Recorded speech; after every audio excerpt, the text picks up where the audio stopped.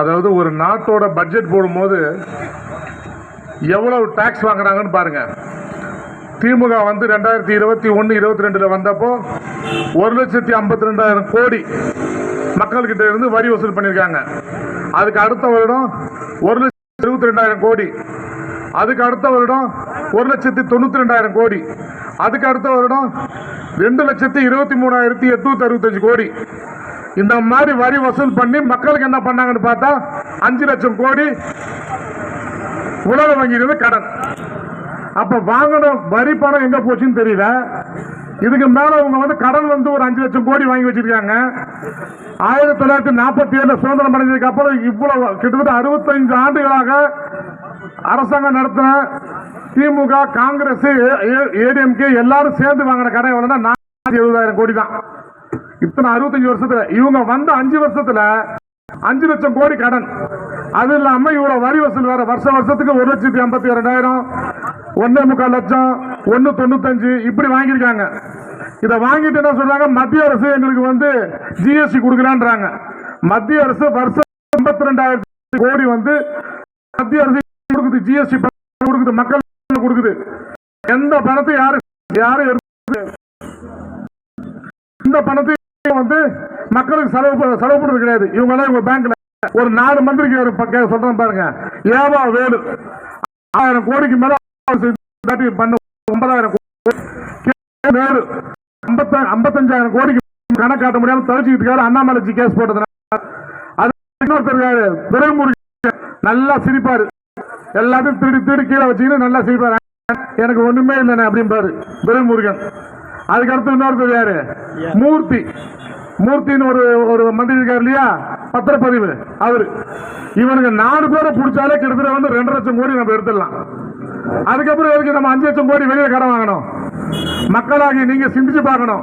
திமுக வரும்போது என்ன சொன்னாங்க, முதல்ல நான் வந்து ஆவின் பால் குறைக்கிறேன், வரைக்கும் குறைக்கல. ஆவின் பால் ரேட்டை குறைக்கிறேன்னு இப்ப 16 ரூபா ஆவின் பால் இருக்கு. பெட்ரோல் குறைச்சாரு, 5 ரூபாயில இருந்து 10 ரூபா வரைக்கும் குறைச்சிருந்தாங்க. இது வரைக்கும் பெட்ரோல் விலை குறைச்ச பாடே கிடையாது. மானியத்தையும் வாங்கி குறைக்கல. 3வது, நான் நீட் எக்ஸாம் சுத்தம் பண்ணிடுறேன். இது வரைக்கும் நீட் எக்ஸாம் தான் படிச்சிருக்க மடக்கி கூட உட்காரல. இந்த மாதிரி ஒவ்வொரு விஷயத்திலையும் இந்த மாதிரி ஒவ்வொரு இதுலயும் ஊழல், பத்திரப்பதிவுல ஊழல். என்ன நம்ம இங்க இருக்காரு பாருங்க, எஸ்.எஸ். பாலாஜி எம்எல்ஏ, இங்க இருக்கிற எம்எல்ஏ, இப்ப இருக்கிற கரண்ட் எம்எல்ஏ, இந்த ஆட்சி முடிஞ்சு அந்த எம்எல்ஏ பேர் யாருக்கா வந்திருக்க, அந்த லட்சணத்தில் இருக்கு இங்க இருக்கிற ஆட்சி. இங்க ஹெலிகாப்டர் வர்ற இடத்துல எனக்கு ஏன் லஞ்சம் தரலன்னு சொல்லி அங்க அதுக்கு தான் வருவாரு. அதாவது இவங்க கூட்டு கலவரம்ன்றத பங்கு போட்டு தான் எல்லாம் வந்து இங்க பேசுவாங்க. மக்கள் எதுவுமே பண்றது இல்ல. ஏங்க இதெல்லாம் இருக்கட்டுங்க. பெண்களுக்கு ஏதாவது ஒரு நாடு வந்து ஒரு தகப்பன் கையில் கொடுக்கிற மாதிரி தான் ஒரு முதலமைச்சர். நமக்கு மோடிஜி எப்படி இருக்காரு, அவர் கொடுத்த தண்ணி தான் இப்போ 2,500 கோடி கொடுத்திருக்காரு. ஜல்ஜீவன் திட்டம்.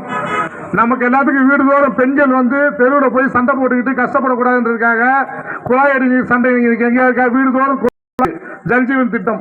பிரைம் மினிஸ்டர் ஆவாஸ் யோஜனா, வீடு கட்டும் திட்டம். வீடு கட்டும் திட்டத்தை 2,10,000 ரூபாய் உங்களுக்கு வந்து மானியம் கொடுக்கிறார், இலவசமா கொடுக்கிறார் வீடு கட்டிங்கன்னு சொல்லி. எல்லா இடத்துலயும் ஸ்வச் பாரத் எல்லா வந்து கழிவறைகள் கேட்டாரு. பெண்கள் கழிவறை இல்லாம ரொம்ப கஷ்டப்பட்டாங்க, கழிவறைகள் கேட்டாங்க எல்லா இடத்துலயும். அந்த மாதிரி பண்ணாங்க. அதே மாதிரி முதல் 100 யூனிட் ஃப்ரீன்னு சொல்லிச்சு இந்த அரசாங்கம். 100 யூனிட் ஃப்ரீன்னு சொல்லிச்சு. மாதம் நாங்க கணக்கு எடுக்கணும்னு சொன்னாங்க. மாதம் கணக்கு எடுத்தானுங்களா? மாதம் கணக்கு எடுத்தா 100 யூனிட்டுக்கு ஒரு 110 யூனிட்டுக்கு 500 ரூபாய் வரும். அந்த மாதத்தை விட்டுட்டு 2 மாசம் உள்ள கணக்கு எடுத்தா ஆகும். அந்த 100 யூனிட்டுக்கு மேல போற யூனிட்டுக்கு எல்லாம் வந்து டபுள் சார்ஜ். அப்ப 200 யூனிட் போட்டா நீங்க 2,000 ரூபாய் கட்ட வேண்டியது இருக்கு. மாதம் கரண்ட் கணக்கு எடுக்கிறவங்க வந்து கணக்கு எடுத்தான்னா அந்த 100 யூனிட்டுக்கு 500 ரூபாய் வரும். 2,000 ரூபாய் கட்ட தேவையில்லை.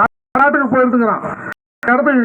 கொடுக்குற யூனிட்டுக்கு வந்து 2 ரூபா அப்படி கணக்குனா 100 யூனிட்டுக்கு மேல போச்சுன்னா அந்த கணக்கு வந்து எவ்வளவுனா 12 ரூபாய் இருக்கு.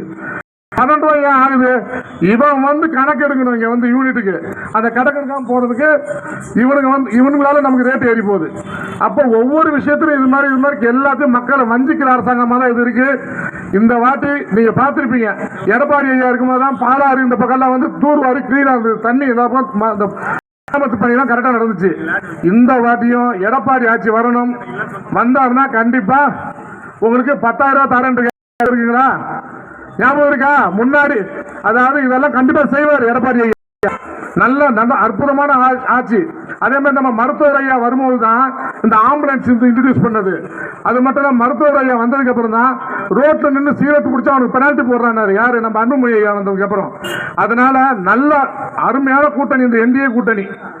அன்புமணி ராமதாஸ் ஐயா மாதிரி நல்லவங்களும், எடப்பாடி ஐயா மாதிரி மக்கள் மேல பற்று உள்ளவங்களும், மோடி ஐயா மாதிரி கருணை உள்ளம் படைச்சவங்களோட கூட்டணி தான் அந்த கூட்டணி. இந்த வாட்டி இந்த கூட்டணிக்கு ஓட்டு போட்டு ஜெயிக்க வைங்க. மக்களை தங்க தாம்பாளத்தை வச்சு தாங்குவார் எடப்பாடி ஐயா. இது மோடி ஐயாவோட கருத்து. மோடி ஐயா கண்டிப்பா உதவி செய்வாரு. ஏன்னா மத்திய அரசு எல்லா சலுகையும் பெற்றுக் கொடுப்பாங்க. அதனால இந்த வாட்டி மறந்துடாதீங்க. இங்க வந்து தாமரை சின்னம் அப்படின்னா ரெட்டை இலை, யாராவது ஒருத்தர் யார் சொல்றாங்களோ அந்த இதுக்கு எந்த கேண்டிடேட்டோ அவங்களுக்கு ஓட்டு போடுங்க. வாய்ப்பு கொடுத்து